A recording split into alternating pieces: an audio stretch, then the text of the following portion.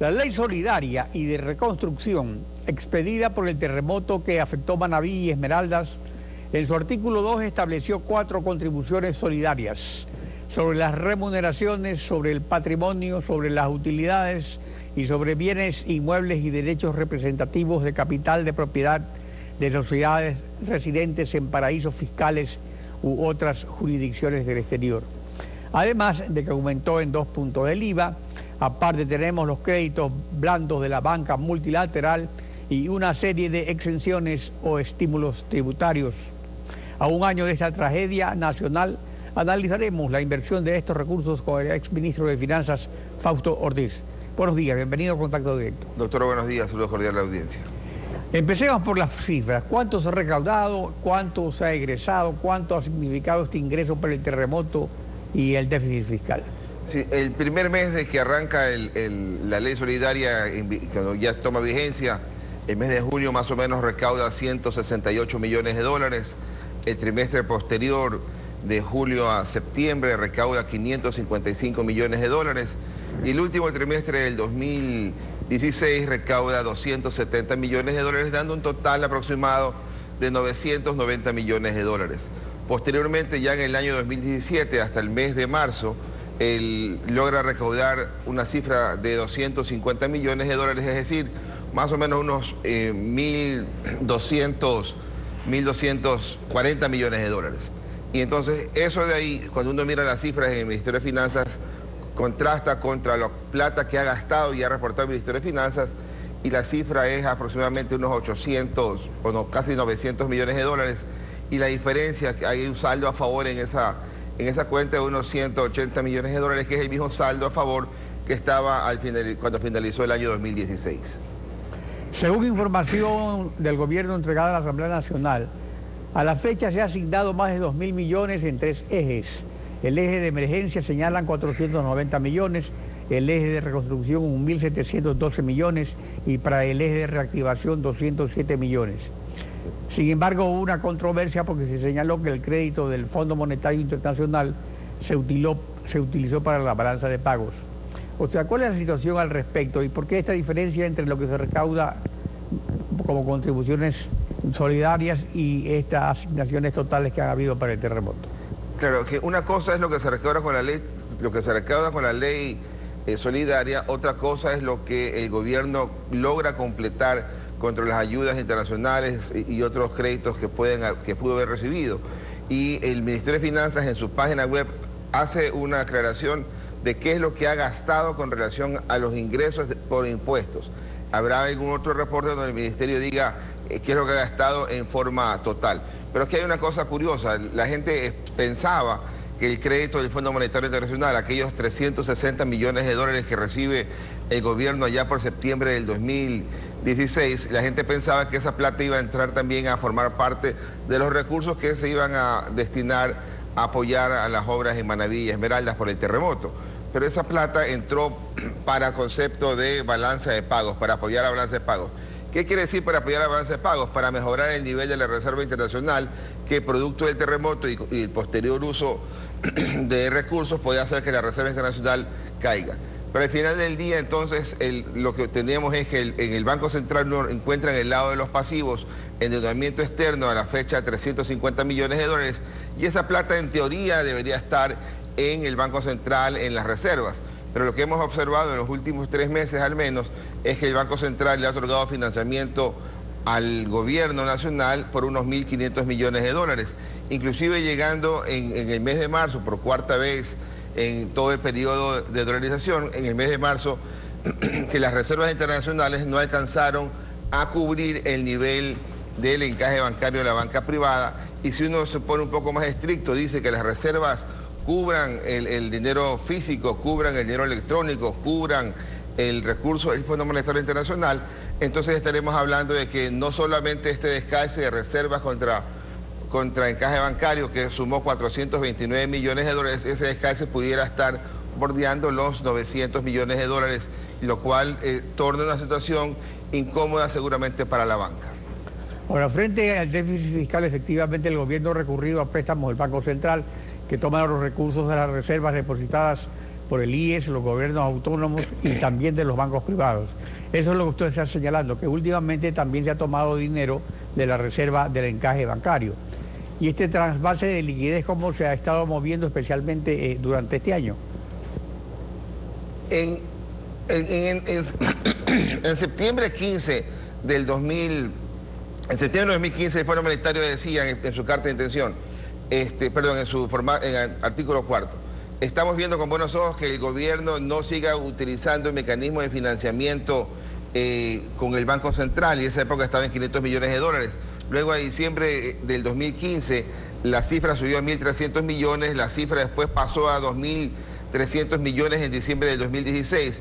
Y de ahí para acá, al año 2017, la cifra se ubica en 5.800 millones de dólares. Es decir, la cifra ha ido aumentando fuertemente el financiamiento del Banco Central al gobierno. Pero ¿por qué ocurre aquello? Porque el gobierno no tiene acceso a otras fuentes de financiamiento y lo más fácil es echar mano a lo que tiene cerca. Antes lo hacía con el Seguro Social, hasta que el Seguro Social quedó prácticamente seco, y ahora está haciendo lo mismo con el Banco Central, y el Banco Central no tiene más capacidad de otorgar financiamiento del gobierno, quizás por ahí un par de meses más, porque la Reserva Internacional a la semana anterior, al viernes último, la Reserva Internacional está bordeando los 3.300 millones de dólares, de los cuales apenas unos 2.000 millones de dólares es plata en efectivo. Si uno dice, bueno, al mismo ritmo que vamos a tener que tuvimos el primer trimestre, el gobierno seguirá sacando 500 millones de dólares, estamos hablando de que le alcanzará para 4 meses si es que no consigue nuevo financiamiento. Aquí hay una noticia de alguna forma alentadora. El ministro coordinador de la política económica señaló que espera que el gobierno hasta fin de su mandato, es decir, hasta el 24 de mayo, haya abonado algo y pagado algo al Banco Central. Pero esa cuestión ya la escuchamos antes, ya la escuchó el Fondo Monetario y no ha ocurrido. Vamos a ver si esta ocasión hacen honor a su palabra. En conclusión, ¿cuál es el respaldo líquido de la reserva del encaje bancario y qué ocurre con el aumento del encaje para los bancos más grandes que estableció la Junta Monetaria? Sí. Cuando uno mira el dato que aparece en pantalla, la línea azul es la Reserva Internacional y las barras rojas son el encaje bancario, ¿no? Y el último mes es el mes de marzo, y en ese mes de marzo se ve que la línea azul queda por debajo de la barra roja, por lo tanto hay 429 millones de dólares.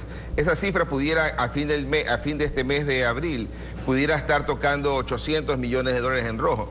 Y uno, ¿qué podría hacer? O lo comparo con el encaje bancario, y estamos hablando de que está más del 10% hoy día tomado por la reserva y no lo tiene respaldado, o lo puedo comparar contra el patrimonio de la banca, que es una relación también interesante, es decir, ese recurso de la banca está invertido de alguna forma en bonos del Estado, y el patrimonio de la banca es 3.500 millones de dólares, quiere decir que también más del 10% del patrimonio de la banca está invertido en bonos del Estado.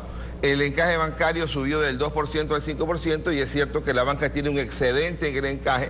En algunos casos, uno podría encontrar bancos que tienen plata en el encaje, no solo el 5%, algunos bancos el 8%, otros inclusive más del 12%. Pero esa relación no es sana para arrancar un gobierno que debería estar en una posición más consolidada para poder pasar un mensaje de confianza hacia la población en el puro arranque. Volviendo a lo del terremoto, en junio se suprimirán los ingresos tributarios extraordinarios de carácter temporal, tanto las contribuciones voluntarias como el aumento del IVA. ¿Qué efectos tendrá esta supresión en cuanto al panorama general del déficit fiscal? Sí, el año 2015 el gobierno tuvo un ingreso extraordinario de más de 1.000 millones por la remisión tributaria. El año 2016 el gobierno tuvo un ingreso extraordinario de cerca de 1.000 millones por lo que aparece en pantalla de la ley solidaria. Pero para el año 2017 ya va a tener una reducción en ingresos por la ley solidaria al menos de unos 500 o 600 millones de dólares. Es decir, ese valor que el año pasado contribuyó para que los impuestos totalicen 13.800 millones de dólares, para el año 2017 los impuestos quizás no lleguen a tocar los 13.000 millones. Mi estimación lo ubica los ingresos en 12.700 millones de dólares. Eso implica un incremento en el déficit fiscal porque al bajar los ingresos y quedarse sostenidos los gastos, el déficit fiscal aumenta. El gobierno está planteando un déficit fiscal para el año 2017 de 5.000 millones de dólares, que yo calculo que en verdad, si el gobierno no cambia el norte, yo creo que va a bordear los 7.000 millones de dólares, más los 6.000 millones que podría tener en amortizaciones entre preventa petrolera, pago de deuda externa y pago de deuda interna. El gobierno en el año 2017 debe ir en la búsqueda de más de 12.000 millones de dólares para ir equilibrando el flujo. ¿Pero eso qué porcentaje representa del presupuesto? En el presupuesto del Estado, que es más o menos 30.000 millones de dólares, el déficit fiscal de 7.000 millones de dólares es una cantidad importante. Es decir, que tiene apenas 23.000 millones de ingresos frente a 30.000 millones de gastos. Es decir, hay una relación importante de 6 entre 30, ¿no? Es un quinto por ciento del presupuesto que debe ser financiado con recursos que hasta ahora el gobierno no ha encontrado financiamiento a largo plazo, y lo que ha hecho es echar mano a recursos del Banco Central, que no es la medida de las más sanas que pudiera encontrar un ministro de Finanzas. Y volviendo a los recursos solidarios por el terremoto, siempre fue una preocupación de que estos recursos no vayan específicamente para el fin que se los creaba, y por eso se hablaba de crear un fideicomiso, y hubo una controversia muy fuerte cuando se creó esta ley. ¿Qué ha sucedido en la práctica? ¿Se ha destinado realmente todos estos recursos para los fines que se crearon? Si uno ordenara la información de los gastos, el uso de los recursos de la ley solidaria de mayor a menor, y uno encuentra que el rubro más importante de recursos transferidos de la ley solidaria hacia algún sector, hacia alguna actividad, fue hacia financiar al gobierno, ¿no? Es decir, pasó la plata hacia la cuenta corriente única para que la cuenta corriente única pueda hacer uso de esos recursos temporalmente. No tenemos información de que esa plata haya sido ya reintegrada a este saldo de 180 millones de dólares entre ingresos y gastos de la ley solidaria. Inclusive los mismos 180 millones de dólares, eso uno debería encontrarlos en el Banco Central, pero claramente el Banco Central esa plata la mantuvo en las reservas, pero uno podría decir también que de ahí eso ayudó a fondear los 1.500 millones de dólares que el gobierno ha tomado en el primer trimestre del 2017. Fausto Ortiz, gracias por acompañarnos en Contacto Directo. A usted, doctor, saludos. Son las 7 de la mañana con 14 minutos, tiempo de ir a una pausa, y al regresar estará Álvaro Sáenz, presidente nacional de la Comisión.